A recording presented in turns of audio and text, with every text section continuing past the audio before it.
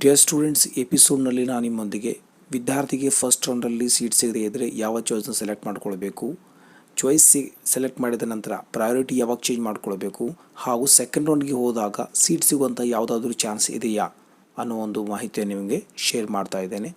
ಮುಂದೆ ಹೋಗಿದ್ದ ಮುಂಚೆ ಇದುವರೆಗೂ ನೀವು ನಮ್ಮ ಚಾನಲನ್ನು ಸಬ್ಸ್ಕ್ರೈಬ್ ಮಾಡಿದ್ದಿಲ್ಲ ಅಂತಂದರೆ ಸಬ್ಸ್ಕ್ರೈಬ್ ಮಾಡಿ, ಬೆಲ್ ಬಟನನ್ನು ಪ್ರೆಸ್ ಮಾಡಿ, ಮುಂದೆ ಅಪ್ಲೋಡ್ ಮಾಡುವಂಥ ವಿಡಿಯೋಗಳ ನೋಟಿಫಿಕೇಷನ್ಗಾಗಿ ಹಾಗೂ ಈ ವಿಡಿಯೋನ ಲೈಕ್ ಮಾಡೋದನ್ನ ಮರೆಯಬೇಡಿ. Let start.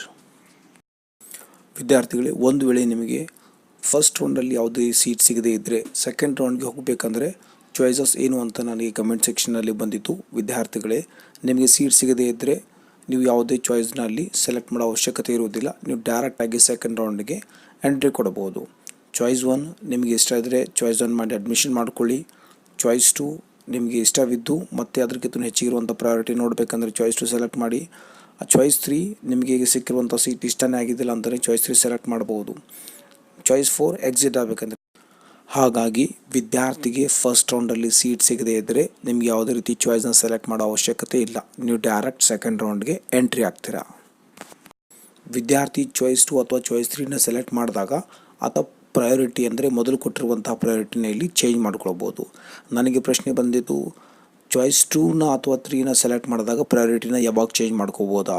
ಇವತ್ತು 8 ಜುಲೈ 2019 ಬೆಳಗ್ಗೆ 11 ಗಂಟೆ ಆದ ನಂತರ ನಿಮಗೆ ಚಾಯ್ಸಸ್ ಅವೈಲೇಬಲ್ ಇರುತ್ತೆ. ಆಗ ನೀವು ಚಾಯ್ಸ್ನ ಸೆಲೆಕ್ಟ್ ಮಾಡಿದ ತಕ್ಷಣವೇ ನೀವು ಪ್ರಯಾರಿಟಿನ ಚೇಂಜ್ ಮಾಡ್ಬೋದು ಅಂತ. ಯೂಶ್ವಲಿ ನೀವು ಪ್ರಯಾರಿಟಿನ ಚಾಯ್ಸ್ ಯಾವಾಗ ಮಾಡ್ಬೋದು ಅಂತಂದರೆ ಸೆಕೆಂಡ್ ರೌಂಡ್ ಸ್ಟಾರ್ಟ್ ಆದ ನಂತರ ನೀವು ಚಾಯ್ಸಸ್ನ ಸೆಲೆಕ್ಟ್ ಮಾಡ್ಕೋಬೋದು. ನೆನ್ಪಿಟ್ಕೊಳ್ಳಿ. ಸೊ ಯೂಶ್ವಲಿ ಏನಾಗುತ್ತೆ ಅಂದರೆ ಚಾಯ್ಸ್ 2ನ ಈಗ ನೀವು ಸೆಲೆಕ್ಟ್ ಮಾಡಿದಾಗ ನೀವು ಸೆಕೆಂಡ್ ರೌಂಡಿಗೆ ಹೋಗ್ತೀನಿ ಅನ್ನೋ ಚಾಯ್ಸ್ 2 ಅಥವಾ ಚಾಯ್ಸ್ 3ನಾಗಲಿ ನೀವು ಸೆಕೆಂಡ್ ರೌಂಡಿಗೆ ಎಂಟ್ರಿ ಆಗ್ತೀರಾ. ಅಷ್ಟೇ, ಚಾಯ್ಸ್ 2ನಲ್ಲಿ ಪಡೆದಿರುವಂಥ ಸೀಟ್ ಹೋಲ್ಡ್ನಲ್ಲಿರುತ್ತೆ. ಚಾಯ್ಸ್ 3ನಲ್ಲಿ ಪಡೆದಿರುವಂಥ ಸೀಟ್ ಕ್ಯಾನ್ಸಲ್ ಆಗುತ್ತೆ. ಆಮೇಲೆ ನೀವು ಪ್ರಯಾರಿಟಿನ ಬದಲಾಯಿಸ್ಬೋದು. ಕಂಡೀಷನ್ ಇಷ್ಟೇ, ಚಾಯ್ಸ್ 2 ಅಂತ ನೀವು ಸೆಲೆಕ್ಟ್ ಮಾಡಿದ್ರೆ ಪಡೆದುಕೊಂಡಿರುವಂಥ ಸೀಟೇ ಹೈಯರ್ ಪ್ರಯಾರಿಟಿ ಮೇಲೆ ಇಷ್ಟೇ ನೀವು ಪ್ರಯಾರಿಟಿನ ಚೇಂಜ್ ಮಾಡ್ಕೊಳ್ಬೋದು. ಚಾಯ್ಸ್ 3ನ ಮಾಡಿದ್ರೆ ಪಡೆದಿರುವಂಥ ಸೀಟ್ ಕ್ಯಾನ್ಸಲ್ ಆಗುತ್ತೆ ಮತ್ತು ಎಂಟೈರ್ ಪ್ರಯಾರಿಟಿನ ನೀವು ಚೇಂಜ್ ಮಾಡ್ಕೊಳ್ಬೋದು. ನೀವು ಚೇಂಜ್ ಮಾಡ್ಕೋಬೋದು ಯಾವಾಗಂದರೆ ಸೆಕೆಂಡ್ ರೌಂಡ್ ಸ್ಟಾರ್ಟ್ ಆದ ನಂತರ ನೀವು ಪ್ರಯಾರಿಟಿನ ಚೇಂಜ್ ಮಾಡ್ಕೊಳ್ಬೋದು. ಈಗ ಅವೈಲೇಬಲ್ ಇದ್ದರೂ ಸಹ ಅದು ಸಾಫ್ಟ್ವೇರ್ ಕನ್ಸಿಡರ್ ಮಾಡಲ್ಲ. ಸೆಕೆಂಡ್ ರೌಂಡ್ ಸ್ಟಾರ್ಟ್ ಆದ ನಂತರವೇ ಅದಕ್ಕೊಂದು ಅವಧಿ ಇರುತ್ತೆ. ಆ ಸ್ಕೆಡ್ಯೂಲ್ನ ನಾನು ನಿಮಗೆ ಇನ್ಫಾರ್ಮ್ ಮಾಡ್ತೀನಿ ಅಥವಾ ನೀವು ವೆಬ್ಸೈಟಿಗೆ ಹೋಗಿ ತಿಳಿದುಕೊಳ್ಬೋದು. ಸ್ಕೆಡ್ಯೂಲ್ ಬಿಟ್ಟ ನಂತರ ಒಂದು ನಿಗದಿಪಡಿಸಿದ ಸಮಯದೊಳಗಡೆ ನೀವು ಪ್ರಯಾರಿಟಿನ ಬೇಕಾದರೆ ಚೇಂಜ್ ಮಾಡ್ಕೊಳ್ಬೋದು. ಹಾಗಾಗಿ ವೇಟ್ ಮಾಡಿ. ಚಾಯ್ಸ್ ಸೆಲೆಕ್ಟ್ ಮಾಡಿದ ತಕ್ಷಣ ನೀವು ಪ್ರಯಾರಿಟಿನ ಕೊಡೋ ಹಾಗಿಲ್ಲ. ಸೆಕೆಂಡ್ ರೌಂಡ್ ಸ್ಟಾರ್ಟ್ ಆದ ನಂತರ ನೀವು ಪ್ರಯಾರಿಟಿನ ಬದಲಾಯಿಸಬಹುದು.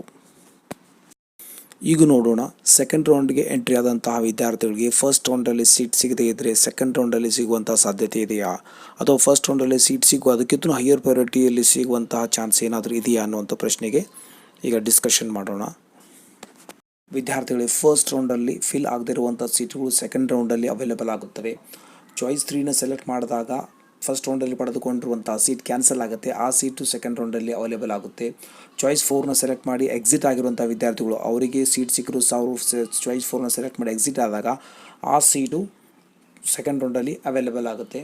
ಇದಲ್ಲದೆ ಚಾಯ್ಸ್ 1ನ ಸೆಲೆಕ್ಟ್ ಮಾಡಿ ಪೇಮೆಂಟ್ ಮಾಡದೇ ಕಾಲೇಜಿಗೆ ರಿಪೀಟ್ ಮಾಡಿದ್ದಿಲ್ಲ ಅಂತಂದರೂ ಆ ಸೀಟ್ ಕ್ಯಾನ್ಸಲ್ ಆಗಿ ಸೆಕೆಂಡ್ ರೌಂಡ್ಗೆ ಅವೈಲೇಬಲ್ ಆಗುತ್ತೆ. ಕೆಲವು ವಿದ್ಯಾರ್ಥಿಗಳು ಚಾಯ್ಸ್ 1ನ ಸೆಲೆಕ್ಟ್ ಮಾಡಿ ಪೇಮೆಂಟ್ ಮಾಡಿ ಆಮೇಲೆ ವಿಚಾರ ಮಾಡ್ತಾರೆ ಚಾಯ್ಸ್ 2 ಈಸ್ ಅ ಬೆಟರ್ ಅಂತೇಳಿ.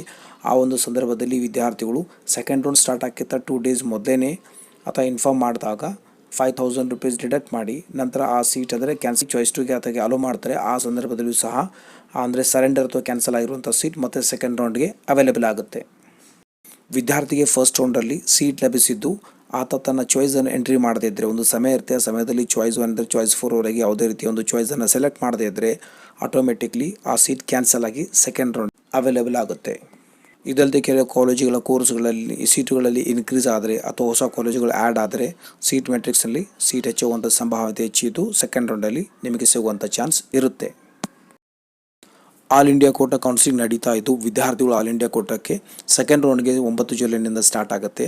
ಒಂದು ವೇಳೆ ವಿದ್ಯಾರ್ಥಿಗೆ ತಮಗೆ ಬೇಕಾಗಿರುವಂಥ ಸೀಟ್ ಆಲ್ ಇಂಡಿಯಾ ಕೋಟಾದಲ್ಲಿ ಲಭಿಸಿದರೆ ಇಲ್ಲಿ ನೀಟ್ ಫಸ್ಟ್ ರೌಂಡಲ್ಲಿ ಸಿಕ್ಕಂತಹ ಸೀಟು ಆಟೋಮೆಟಿಕ್ಲಿ ಅವರು ಕ್ಯಾನ್ಸಲ್ ಸಹ ಮಾಡ್ಕೊಳ್ಬೋದು. ಆ ಕ್ಯಾನ್ಸಲ್ ಆದ ಸೀಟ್ ಸೆಕೆಂಡ್ ರೌಂಡಲ್ಲಿ ಸಿಗುವಂಥ ಚಾನ್ಸಸ್ ಇರುತ್ತೆ. ಈ ವಿಡಿಯೋದಲ್ಲಿ ಇಷ್ಟೇ. ನಿಮಗೆ ಇಷ್ಟವಾದರೆ ಲೈಕ್ ಮಾಡಿ, ಶೇರ್ ಮಾಡಿ, ಸಬ್ಸ್ಕ್ರೈಬ್ ಮಾಡಿ ಹಾಗೂ ಸಪೋರ್ಟ್ ಮಾಡಿ. ಮತ್ತೆ ಸಿಗೋಣ ಮುಂದಿನ ವಿಡಿಯೋದಲ್ಲಿ. ಟೇಕ್ ಕೇರ್, ಬಾಯ್ ಬಾಯ್.